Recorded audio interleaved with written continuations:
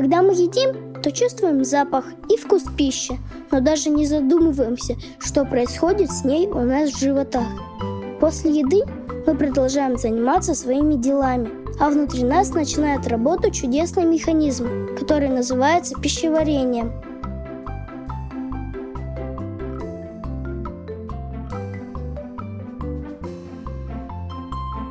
Часы работают за счет шестеренок внутри механизма.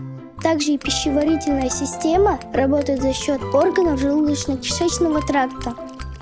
Слово «тракт» означает длинную большую дорогу. И действительно, длина желудочно-кишечного тракта человека составляет целых 10 метров. По этой дороге, которая спрятана внутри организма, должна пройти съеденная нами еда, чтобы добраться до цели своего путешествия.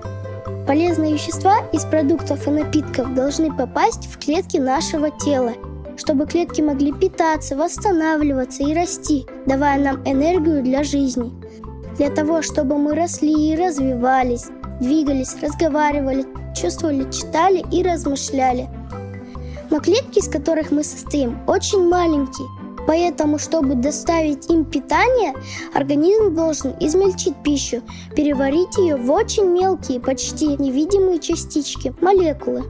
Давайте посмотрим, как это происходит. Наша пищеварительная система похожа на секретную лабораторию. Рот – это вход в нее.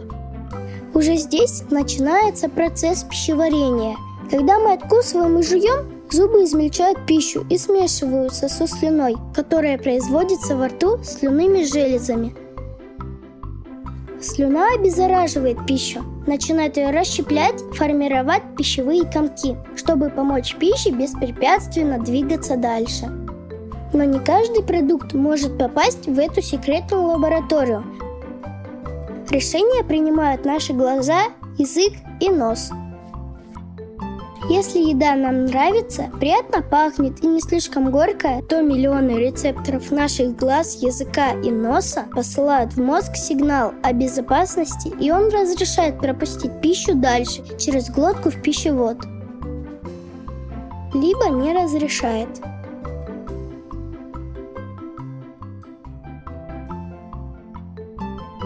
После того, как пищевые комки обработаны, мы их глотаем, и они спускаются по пищеводу.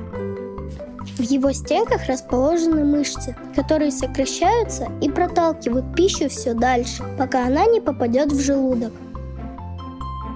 Объем пустого желудка равен примерно 500 мл или 2 стаканам воды. Но вот поступает пища, и желудок начинает растягиваться. Теперь он может занимать объем до 3-4 литров. К работе приступают компоненты желудочного сока. Это соляная кислота, различные ферменты и слизь. Соляная кислота и ферменты нужны для того, чтобы ускорить расщепление пищи. Разные ферменты расщепляют разные вещества, содержащиеся в продукте.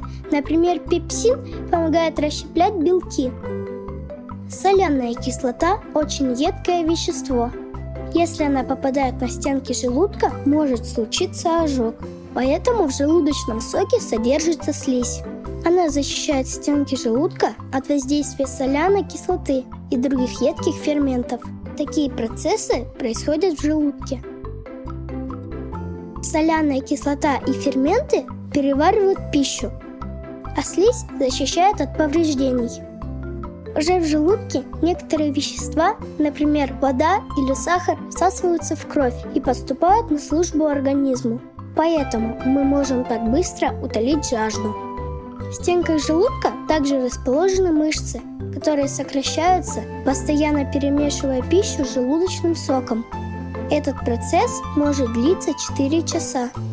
После того, как ферменты поработали, жидкая пищевая кашица химус поступает в тонкий кишечник.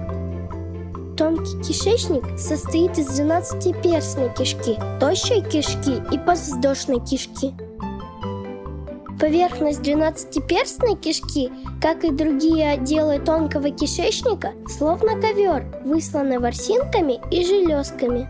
К ворсинкам прикреплены специальные вещества, которые помогают расщепить белки и углеводы.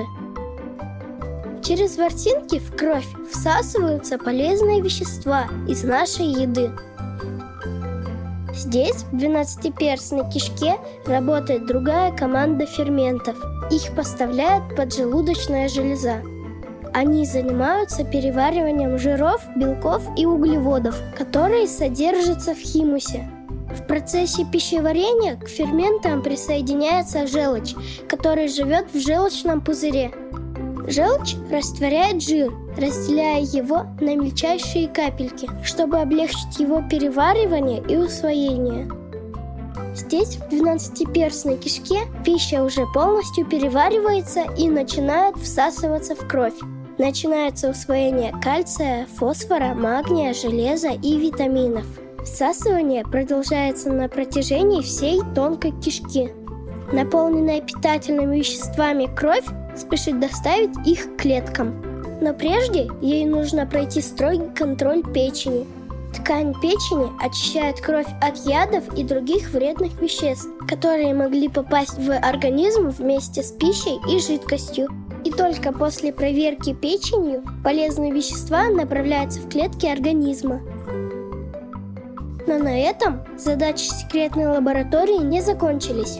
Даже дружная работа всей пищеварительной команды не способна расщепить некоторые вещества, и они должны быть удалены из организма. Для этого они передаются из тонкого кишечника в толстый. Одним из таких веществ является клетчатка. Это жесткие стенки клеток в овощах и фруктах. Мы их переваривать не можем, зато их очень любят микроорганизмы, которые живут в толстом кишечнике. Эти микроорганизмы вырабатывают для нас некоторые витамины и полезные вещества. И они очень любят, когда мы едим овощи и фрукты. А вредные бактерии, которые тоже обитают в толстом кишечнике, питаются сахаром. Они обожают, когда мы едим сладости. Тогда их становится слишком много, и у нас может заболеть живот. Поэтому, чем больше овощей, зелени и фруктов мы едим, тем легче нашим полезным микроорганизмам защищать нас от вредных бактерий и очищать кишечник. Теперь ты знаешь, как работает лаборатория пищеварения, как ферменты переваривают еду в миллиарды молекул, которые кровь разносит по клеткам твоего организма. Эта замечательная лаборатория работает четко, как часы. Она работает даже сейчас, когда ты смотришь это видео. Ты можешь помочь своему пищеварению, придерживаясь здорового питания, тогда как фастфуд, содержащий много жира и сахара, может повредить твоей лаборатории. Вредные жиры, а также красители, консерванты и другие пищевые добавки повреждают слизистую оболочку, угрожая развитием болезней желудочно-кишечного тракта. Излишне сладкая калорийная пища постепенно приводит к появлению лишнего веса и возникновению многих болезней, в том числе болезней печени, появлению камней в желчном пузыре. Употребляя простую и полезную еду, ты заботишься об органах желудочно-кишечного тракта. Благодаря бережному отношению секретная лаборатория прослужит тебе долгие годы, помогая тебе быть умным и сильным, чтобы ты рос здоровым и мог исполнить все свои мечты.